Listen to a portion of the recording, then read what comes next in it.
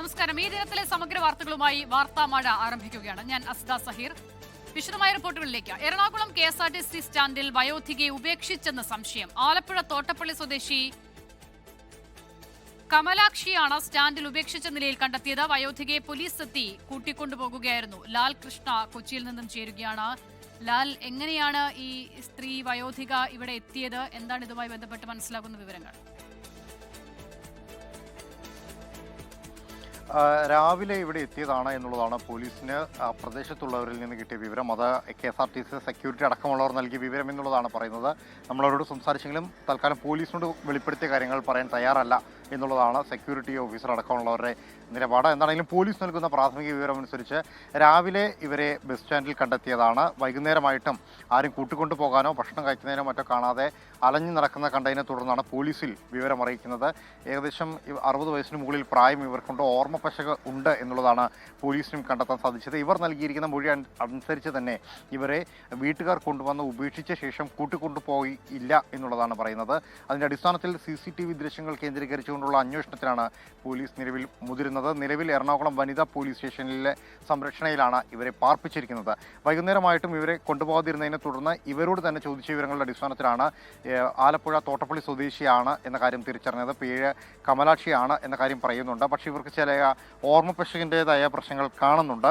അതിൻ്റെ അടിസ്ഥാനത്തിൽ ഇവർ പറയുന്ന കാര്യങ്ങൾ പൂർണ്ണമായും വിശ്വാസത്തിലെടുക്കാൻ തയ്യാറായിട്ടില്ല. അതുകൊണ്ട് തന്നെയാണ് ഉപേക്ഷിച്ചതാണ് എന്ന കാര്യത്തിൽ പോലീസ് ഒരു സ്ഥിരീകരണം നടത്താത്തത്. വിശദമായ അന്വേഷണത്തിന് ശേഷം മാത്രമേ ഇക്കാര്യം അറിയാൻ കഴിയൂ എന്ന് പറയുന്നു. സെക്യൂരിറ്റികൾ നൽകിയ വിവരം അനുസരിച്ച് രാവിലെ ഓട്ടോറിക്ഷയിൽ 2 പേർ കൊണ്ടുവന്ന് വിട്ടതാണ് എന്ന കാര്യമാണ് അറിഞ്ഞത്. അതിനുശേഷം ആരും കൂട്ടാൻ വരികയോ ഇവർ വേറെ ഏതെങ്കിലും വാഹനത്തിൽ കയറി പോകുന്നതോ കണ്ടില്ല. വൈകുന്നേരമായിട്ടും അവിടെ നിന്ന് പോകാത്തത് കണ്ടതോടുകൂടിയാണ് പോലീസിൽ വിവരം അറിയിച്ചത് എന്ന കാര്യം കൂടി പോലീസിന് കിട്ടുന്നുണ്ട്. നിലവിൽ ഇവർ നൽകിയ വിവരങ്ങളുടെ അടിസ്ഥാനത്തിൽ ലോക്കൽ പോലീസിനും വിവരങ്ങൾ കൈമാറി അന്വേഷണം നടത്താൻ ആവശ്യപ്പെട്ടിട്ടുണ്ട്. ഇത് കൂടാതെയാണ് എറണാകുളം KSRTC ബസ് സ്റ്റാൻഡിൽ നിലവിലുള്ള CCTV ക്യാമറകൾ പരിശോധിച്ചുകൊണ്ട് ഇവരെക്കുറിച്ചുള്ള കൂടുതൽ വിവരങ്ങൾ ശേഖരിക്കാൻ പോലീസ് തയ്യാറാകുന്നത്. തൽക്കാലം ഇവരെ ഉപേക്ഷിച്ചു എന്ന നിലയിൽ തന്നെയാണ് പോലീസ് എത്തുന്നത്. അത് കേന്ദ്രീകരിച്ചുകൊണ്ടുള്ള അന്വേഷണത്തിൽ മാത്രമേ ഇത് സ്ഥിരീകരിക്കാൻ കഴിയുകയുള്ളൂ. എന്താണെങ്കിലും നാളെ നേരം വെളുക്കുന്നതോടുകൂടി പ്രാഥമിക ചികിത്സയ്ക്ക് ശേഷം ഇവരിൽ നിന്ന് കൂടുതൽ വിവരങ്ങൾ ലഭിക്കുമെന്നുള്ളതാണ് പോലീസിന്റെയും നിഗമനം. ലാൽ കൃഷ്ണയാണ് വിവരങ്ങൾ നൽകിയത്. മറ്റു വാർത്തകളിലേക്ക്. കണ്ണൂർ അഞ്ചരക്കണ്ടി ദന്തൽ കോളേജ് വിദ്യാർത്ഥി നിതിൻ രാജിന്റെ മരണത്തിൽ ആരോപണ വിധേയനായ അധ്യാപകൻ MK റാമിനെ പുറത്താക്കി മാനേജ്മെന്റ്. ഡോക്ടർ MK റാമിനെ പുറത്താക്കിയതോടെ ക്ലാസ് ബഹിഷ്കരിച്ച് വിദ്യാർത്ഥികൾ നടത്തിവന്ന അനിശ്ചിതകാല സമരം അവസാനിപ്പിച്ചു. മകന്റെ മരണത്തിലെ ദുരൂഹത അന്വേഷിക്കണമെന്ന് പിതാവ് രാജൻ 24നോട് പറഞ്ഞു. വിദ്യാർത്ഥികളും രക്ഷിതാക്കളുമായി മാനേജ്മെന്റ് പ്രതിനിധികൾ നടത്തിയ ചർച്ചയിലാണ് ഓറൽ പാത്തോളജി ആൻഡ് മൈക്രോബയോളജി വിഭാഗം മേധാവി ഡോക്ടർ MK റാമിനെ പുറത്താക്കാൻ തീരുമാനമായത്. ഔദ്യോഗിക പ്രഖ്യാപനം ഉടൻ ഉണ്ടാകുമെന്നും മാനേജ്മെന്റ് വ്യക്തമാക്കി. അധ്യാപകനെ പുറത്താക്കിയതുകൊണ്ട് മാത്രം കാര്യമില്ലെന്നും വിശദമായ അന്വേഷണം നടത്തണമെന്നും നിതിൻ രാജിന്റെ പിതാവ് രാജൻ 24നോട് പറഞ്ഞു.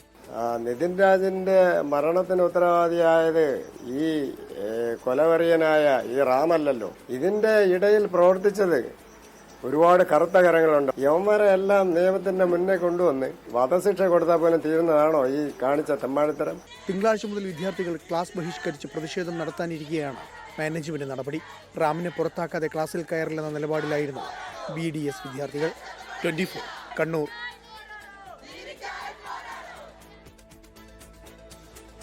തിരുവനന്തപുരം പാറശാലയിൽ അടുത്തിടെ ഉദ്ഘാടനം ചെയ്ത താലൂക്ക് ആശുപത്രിയിൽ ചികിത്സ കിട്ടാതെ KSEB താൽക്കാലിക ജീവനക്കാരൻ മരിച്ചെന്ന് പരാതി.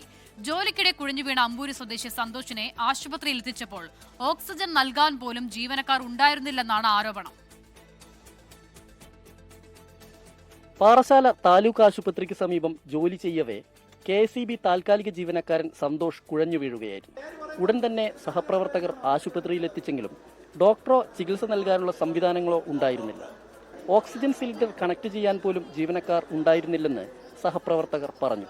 സന്തോഷിന്റെ സഹപ്രവർത്തകർ ആശുപത്രിക്ക് മുമ്പിൽ വൻ പ്രതിഷേധമാണ് നടത്തിയത്. ഇതിൽ ഉത്തരവാദിത്തപ്പെട്ട ഒരാൾ വന്ന് നമ്മൾക്ക് അവരുടെ കുടുംബത്തിൽ അതിൽ സമാധാനം പറഞ്ഞ് നമ്മൾ തിരിയുന്നുള്ളൂ. അവർ വരുന്നത് വരെ നമ്മൾ ഇവിടെ തന്നെ ഉണ്ടാവും. നമ്മൾ പോകുന്നില്ല. നമ്മൾ ഇനി ഇതിൽ ഒരു തീരുമാനമാവുന്നവരെ നെയ്യാറ്റിൻകര ഡിവിഷനിൽ നമ്മൾ ഒരു കോൺട്രാക്ട് പണിയും ചെയ്യുന്നില്ല. അതേസമയം ആശുപത്രിക്ക് വീഴ്ചയുണ്ടായിട്ടില്ലെന്ന് സൂപ്രണ്ട് നിത നായർ പറഞ്ഞു. വഴിയില്ല, കാരണം ഡോക്ടർ ഉണ്ടായിരുന്നു അവിടെ. ചികിത്സ എല്ലാം കൃത്യമായിട്ട് കൊടുത്തിട്ടുണ്ടെന്നാണ് ഡോക്ടർ എന്റെ അടുത്ത് പറഞ്ഞത്. പിന്നെ ഈ ഓക്സിജൻ വെക്കാനായിട്ട് അതിന്റെ ട്യൂബ് ഫിറ്റ് ചെയ്യുന്ന ഡിലേ ആയിരിക്കും ചിലപ്പോൾ വന്നത്, അല്ലാതെ വേറെ ഡിലേ ഒന്നും വന്നിട്ടില്ല. തിരക്കിട്ട് ഉദ്ഘാടനം നടത്തിയ ആശുപത്രിയിലെ ചികിത്സാ സൗകര്യങ്ങളുടെ അഭാവം 24 നേരത്തെ വാർത്തയാക്കിയിരുന്നു.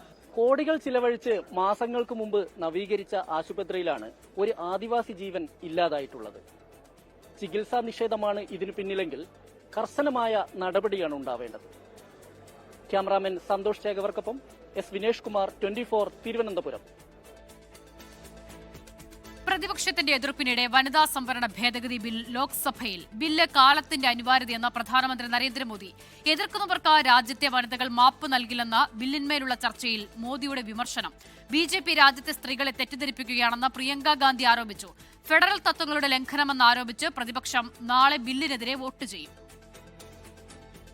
വനിതാ സംവരണ ഭേദഗതി, മണ്ഡല പുനർനിർണയം, കേന്ദ്രഭരണ പ്രദേശ നിയമ ഭേദഗതി എന്നീ 3 ബില്ലുകളിലാണ് ലോക്സഭയിൽ ചർച്ച പുരോഗമിക്കുന്നത്.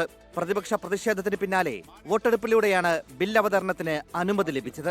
അനുകൂലിച്ച് 251 പേരും എതിർത്ത് 185 പേരും വോട്ട് ചെയ്തു. ബില്ലിനെ എതിർക്കുന്നവർക്ക് വലിയ വില നൽകേണ്ടി വരുമെന്ന് പ്രധാനമന്ത്രി നരേന്ദ്രമോദി. മണ്ഡല പുനർനിർണയത്തിൽ ഒരു സംസ്ഥാനത്തിനും വിവേചനം നേരിടേണ്ടി വരില്ലെന്നും നരേന്ദ്രമോദി. महिलाओं को मिलने वाले इस अधिकार का जिसने विरोध किया, जिसने विरोध किया है, देश की महिलाओं ने उन्हें माफ नहीं किया है. പ്രതിപക്ഷം ദക്ഷിണേന്ത്യൻ സംസ്ഥാനങ്ങളെ തെറ്റിദ്ധരിപ്പിക്കുകയാണെന്ന് കേന്ദ്ര ആഭ്യന്തരമന്ത്രി അമിത്ഷാ. दक्षिण का जो पूरा नैरेटिव बनाया जाता है उसको अगर हम सोचते हैं तो अभी 543 सीटों में जो आपके द्वारा बनाया गया है उसमें 129 सांसद इस सदन में बैठते हैं. BJP രാജ്യത്തെ സ്ത്രീകളെ വഞ്ചിക്കുകയാണെന്ന് പ്രിയങ്ക ഗാന്ധി.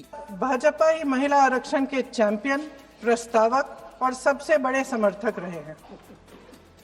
इनके पूरे भाषण में यही बात थी, जबकि ये कह रहे थे कि इन्हें इसका श्रेय नहीं चाहिए. कोई भी महिला आपको बता देगी.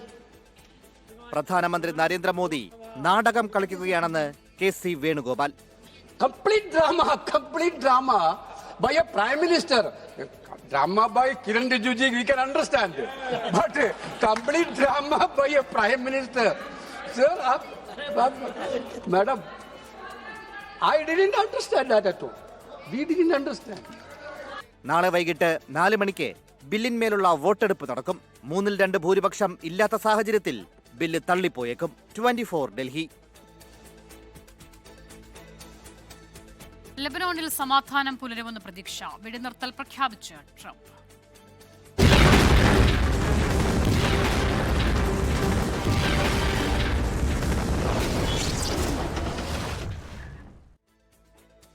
ഇസ്രായേൽ ലബനോൻ വെടിനിർത്തലായെന്ന് അമേരിക്കൻ പ്രസിഡന്റ് ഡൊണാൾഡ് ട്രംപ്. 10 ദിവസത്തേക്കാണ് വെടിനിർത്തലെന്നും ലബനൻ പ്രസിഡന്റുമായും ഇസ്രായേൽ പ്രധാനമന്ത്രിയുമായും ചർച്ച ചെയ്തെന്നും ട്രംപ് ട്രൂത്ത് സോഷ്യലിലൂടെ പ്രഖ്യാപിച്ചിരിക്കുന്നു.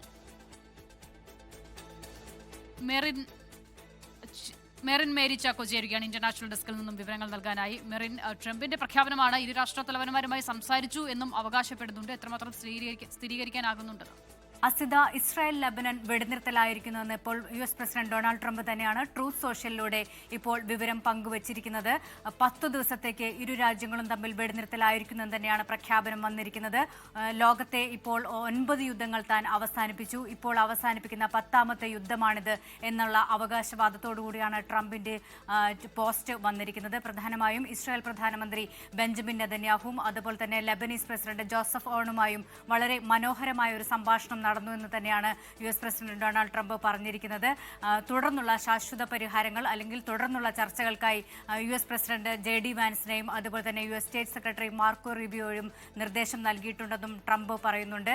ഇരു രാജ്യങ്ങളും തമ്മിൽ 1993 ശേഷമാണ് ചർച്ച നടന്നത്. കഴിഞ്ഞ ദിവസമാണ് ഇരു രാജ്യങ്ങളും തമ്മിൽ വാഷിംഗ്ടണിൽ ചർച്ച നടന്നത്. അതിനുശേഷമാണ് ഇപ്പോൾ ട്രംപിന്റെ പ്രഖ്യാപനം വരുന്നത്. ലബനനിൽ ഇസ്രായേൽ കരയുദ്ധം ശക്തമാക്കുന്നതിനുള്ള നിർദ്ദേശം നൽകിയിരുന്നു. അതിന് പിന്നാലെയാണ് ഈ വെടിനിർത്തൽ എന്നതും ശ്രദ്ധേയമാണ്. ഇസ്രായേൽ ലബനൻ ആക്രമണത്തിൽ 2000-ലധികം പേരാണ് കൊല്ലപ്പെട്ടത്. 15 ലക്ഷത്തിലധികം പേർക്ക് വീടുകൾ നഷ്ടമായ ഒരു സാഹചര്യമുണ്ട്. ഈ ഒരു സാഹചര്യത്തിൽ കൂടിയാണ് ഇരു രാജ്യങ്ങളും വെടിനിർത്തൽ ആയിരിക്കുന്നുള്ള വാർത്ത കൂടി വരുന്നത്. ഈ വെടിനിർത്തലിനെ ഇപ്പോൾ ലബനീസ് പ്രധാനമന്ത്രി സ്വാഗതം ചെയ്തിട്ടുണ്ട്. മാത്രമല്ല, ട്രംപ് അടുത്ത ട്വീറ്റിൽ പറയുന്നത് ഇരു രാജ്യങ്ങളെയും ലബനീസ് പ്രസിഡന്റിനെയും അതുപോലെ തന്നെ ഇസ്രായേൽ പ്രധാനമന്ത്രിയെയും വൈറ്റ് ഹൌസിലേക്ക് ചർച്ചകൾക്കായി താൻ ക്ഷണിക്കുന്നുവെന്നും ട്രംപ് ഇപ്പോൾ പറയുന്നു. എന്തായാലും താൻ അവസാനിപ്പിക്കുന്ന 10ാമത്തെ യുദ്ധമാണിതെന്ന അവകാശവാദത്തോടുകൂടി ട്രംപ് തന്നെയാണ് ഇസ്രായേൽ ലബനൻ വെടിനിർത്തലിനെ കുറിച്ച് ഇപ്പോൾ വിവരം പങ്കുവച്ചിരിക്കുന്നത്. ഇന്ന് അർദ്ധരാത്രി മുതൽ ഈ 10 ദിവസത്തെ വെടിനിർത്തൽ പ്രാബല്യത്തിൽ വരുമെന്നാണ് അറിയാൻ സാധിക്കുന്നത്.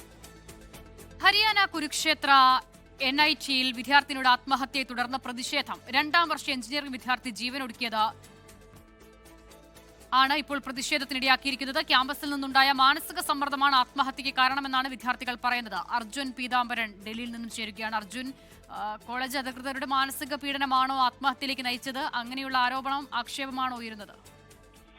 അഹിത, ഇന്ന് ഉച്ചയ്ക്ക് 2 മണിക്കാണ് ഉത്തർപ്രദേശ് സ്വദേശിനിയായിട്ടുള്ള ദീക്ഷ ദൂബെ എന്ന 2ാം വർഷ എഞ്ചിനീയറിംഗ് വിദ്യാർത്ഥിയെ ഹോസ്റ്റൽ മുറിയിൽ മരിച്ച നിലയിൽ കണ്ടെത്തിയത്. ഈ മരണം കടുത്ത മാനസിക സമ്മർദ്ദം, അതും ഈ ക്യാമ്പസ് അധികൃതരുടെ ഭാഗത്തു നിന്നുണ്ടാകുന്ന കടുത്ത മാനസിക പീഡനവും മാനസിക സമ്മർദ്ദത്തെ തുടർന്നാണെന്നുള്ള കാര്യമാണ് മലയാളി വിദ്യാർത്ഥികൾ ഉൾപ്പെടെ ഇപ്പോൾ ആരോപിക്കുന്നതും അവർ ഇപ്പോൾ പ്രതിഷേധം നടത്തിക്കൊണ്ടിരിക്കുകയും ചെയ്യുന്നത്. കഴിഞ്ഞ 3 ആഴ്ചക്കിടെ 3 വിദ്യാർത്ഥികളാണ് ഇത്തരത്തിൽ ആ ക്യാമ്പസിൽ, ഹരിയാനയിലെ കുരുക്ഷേത്ര NIT ക്യാമ്പസിൽ ആത്മഹത്യ ചെയ്തത്. ഇതെല്ലാം തന്നെ മാനസിക സമ്മർദ്ദത്തെ തുടർന്നാണ്. മറിച്ച് അവിടെ ക്യാമ്പസ് അധികൃതർ ഈ മരണങ്ങളെല്ലാം തന്നെ ഓൺലൈൻ വാതുവെപ്പും അതുപോലെ തന്നെ ബെറ്റിംഗ് ആപ്പുകളും മൂലമുണ്ടാകുന്ന പ്രശ്നങ്ങളെ തുടർന്നാണെന്നുള്ള കാര്യം വരുത്തി തീർക്കാൻ അത്തരത്തിലുള്ള മൊഴികൾ പോലീസിൽ നൽകുന്നു എന്നുള്ള കാര്യം കൂടിയാണ് വിദ്യാർത്ഥികൾ ആരോപിക്കുന്നത്. ഈ കോളേജുകളിലും അതുപോലെ തന്നെ ക്യാമ്പസ് അധികൃതരുടെയും ഭാഗത്തുനിന്നുണ്ടായിട്ടുള്ള വീഴ്ചകളിൽ അന്വേഷണം വേണമെന്നുള്ള കാര്യം കൂടി ആവശ്യപ്പെട്ടാണ് ഇപ്പോൾ വിദ്യാർത്ഥികൾ അത്രയും പേരും പ്രതിഷേധിച്ചുകൊണ്ടിരിക്കുന്നത്. ഇന്ന് 2 മണിക്ക് വിദ്യാർത്ഥി ജീവനൊടുക്കി.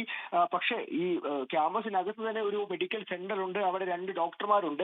ഇവർ ഈ മുറിയിലേക്ക് എത്തി മരിച്ചോ ജീവനുണ്ടോ എന്നുള്ള കാര്യം സ്ഥിരീകരിക്കാൻ പോലും നിന്നില്ല. 3 മണിക്കൂർ. ശരി അർജുൻ, എന്തായാലും വിദ്യാർത്ഥിയുടെ ആത്മഹത്യയെ തുടർന്നാണ് വലിയ പ്രതിഷേധം അവിടെ ഉയരുന്നത്. കോളേജ് അധികൃതർക്കെതിരെയാണ് ആരോപണം. അർജുൻ പീതാംബരനാണ് വിവരങ്ങൾ നൽകിയത്. പുനലൂരിൽ KSEB ലൈൻമാന് സൂര്യാതാപമേറ്റു. കുണ്ടറ സ്വദേശി പത്മകുമാറിനാണ് സൂര്യാതാപമേറ്റത്. സൂര്യഗായത്രി കൊല്ലത്ത് നിന്ന് വിവരങ്ങൾ നൽകാനായി ചേരുകയാണ്. സൂര്യഗായത്രി, പൊതുവിൽ വെയിലത്തും മഴയത്തും ഒക്കെ ഒരുപോലെ പണിയെടുക്കുന്നവരാണ് KSEB ജീവനക്കാർ. അദ്ദേഹത്തിന്റെ ജോലിക്കിടെയാണോ ഈ സൂര്യാതാപമേൽക്കുന്ന സാഹചര്യം ഉണ്ടായത്? അസിത, ജോലിക്കിടയിലാണ് സൂര്യാതാപം ഏറ്റിരിക്കുന്നത്. KSEB ലൈൻമാൻ കുണ്ടറ സ്വദേശിയായിട്ടുള്ള പത്മകുമാറിനാണ് സൂര്യാതാപമേറ്റത്. ഈ കച്ചേരി റോഡിൽ ആശുപത്രി ജംഗ്ഷന് സമീപം വൈദ്യുതി ലൈൻ പരിശോധിക്കുന്നതിനിടെ ശരീരത്തും കയ്യിലും സൂര്യാതാപമേൽക്കുകയായിരുന്നു. ഉടൻ തന്നെ സഹപ്രവർത്തകർ ചേർന്ന് താലൂക്ക് ആശുപത്രിയിൽ എത്തിച്ചു. പ്രാഥമിക ശുശ്രൂഷ നൽകി. വലിയ പ്രശ്നമൊന്നുമില്ല എന്നുള്ളതാണ് മനസ്സിലാക്കുന്നത്. പക്ഷേ പുനലൂരിൽ അതിശക്തമായിട്ടുള്ള താപനിലയാണ് അനുഭവപ്പെടുന്നത്. നമുക്കറിയാം ഈ സമയങ്ങളിൽ ഏകദേശം 12 മുതൽ 3 മണി മധ്യയുള്ള സമയങ്ങളിൽ ഫീൽഡിൽ ജോലിക്ക് പോകേണ്ട എന്നുള്ള ഒരു നിർദ്ദേശം ഇവർക്കൊക്കെ നൽകിയിട്ടുണ്ട് എന്നുള്ളതാണ് മനസ്സിലാക്കുന്നത്. പക്ഷേ ജോലിക്കിടയിലാണ് ഇത്തരത്തിലൊരു സൂര്യാതാപം അത് KSEB ജീവനക്കാരനെ ഏറ്റിരിക്കുന്നത് എന്നുള്ളതാണ് അവിടെ നിന്ന് മനസ്സിലാക്കുന്നത്. ശരി, സൂര്യഗായത്രിയാണ് വിവരങ്ങൾ നൽകിയത്. ജോലിക്കിടെയാണ് KSEB ജീവനക്കാരന് സൂര്യാതാപം ഏറ്റിരിക്കുന്നത്. ഇതുമായി ബന്ധപ്പെട്ടൊരു പ്രതികരണം കൂടി കേൾക്കാം. ഞാൻ രാവിലെ ഡിസ്കണക്ഷന് വേണ്ടിയിട്ട് കൊല്ലൂർ ബൂട്ട്സ് ആൻഡ് ബൂട്ട്സ് ട്രാൻസ്ഫോമറിൻ്റെ പരിധിയിൽ നിൽക്കുമായിരുന്നു. ഒരു 11:30 മണിക്ക് ശേഷം 12 മണിക്കകത്ത് വെച്ചാണ് ഇത് സംഭവിച്ചത്.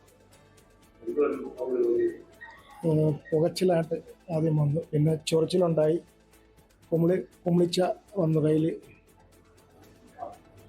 പിന്നെ പുറത്ത് അങ്ങനെ ഓഫീസിൽ വന്നു, വിവരം പറഞ്ഞതിന് ശേഷം ഹോസ്പിറ്റലിൽ പോകാനായിട്ട് അറിയിച്ചു. ഹോസ്പിറ്റലിൽ വന്നു. ഡൽഹി വിമാനത്താവളത്തിൽ വിമാനങ്ങൾ തമ്മിൽ കൂട്ടിയിടിച്ചു. അഗാസ എയർ വിമാനത്തിന്റെയും സ്പൈസ് ജെറ്റ് വിമാനത്തിന്റെയും ചിറകുകൾക്ക് കേടുപാടുകൾ സംഭവിച്ചു. അപകടത്തിൽ DGCA അന്വേഷണം നടത്തും. സ്പൈസ് ജെറ്റ് പൈലറ്റുമാരുടെയും എയർ ട്രാഫിക് കൺട്രോളറുടെയും ഡ്യൂട്ടിയിൽ നിന്ന് മാറ്റി നിർത്തി. ഡൽഹി ഇന്ദിരാഗാന്ധി അന്താരാഷ്ട്ര വിമാനത്താവളത്തിലെ 3ാം നമ്പർ ടെർമിനലിൽ ഇന്ന് ഉച്ചയ്ക്ക് 2:15 അപകടം സംഭവിച്ചത്. ലേയിൽ നിന്ന് ഡൽഹിയിലേക്ക് എത്തിയ സ്പൈസ് ജെറ്റ് വിമാനം ടാക്സിയിങ് ചെയ്യുന്നതിനിടെ ഹൈദരാബാദിലേക്ക് പുറപ്പെടാനായി ടാർമാക്കിൽ പാർക്ക് ചെയ്തിരുന്ന ആകാശ വിമാനത്തിൽ ഇടിക്കുകയായിരുന്നു. സ്പൈസ് ജെറ്റ് വിമാനത്തിന്റെ വലതുവശത്തെ ചിറകും ആകാശ വിമാനത്തിന്റെ പുറകുവശത്തെ ചിറകും തകർന്നിട്ടുണ്ട്. അപകട സമയത്ത് 2 വിമാനങ്ങളിലും യാത്രക്കാരുണ്ടായിരുന്നു. ഇവരെ സുരക്ഷിതമായി ടെർമിനലിലേക്ക് എത്തിച്ചെന്നും ആർക്കും പരിക്കില്ലെന്നും വിമാന കമ്പനികൾ വ്യക്തമാക്കി. പ്രഥമ ദൃഷ്ട്യാ സ്പൈസ് ജെറ്റ് വിമാനത്തിന്റെ പൈലറ്റുമാരിൽ നിന്നുണ്ടായ പിഴവെന്നാണ് നിഗമനം. ATCയുടെ ഇടപെടലും ചോദ്യം ചെയ്യും.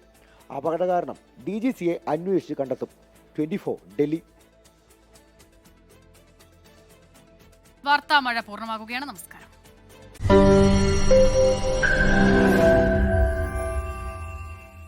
ലോകത്തെവിടെയായാലും ഏത് സമയത്തും 24 വാർത്തകളും ഓഗ്മെന്റഡ് റിയാലിറ്റി പാക്കേജുകളും എക്സ്പ്ലെയിനറുകളും വിശദമായി കാണാൻ ഞങ്ങളുടെ YouTube ചാനൽ നിങ്ങൾക്ക് സബ്സ്ക്രൈബ് ചെയ്യാം.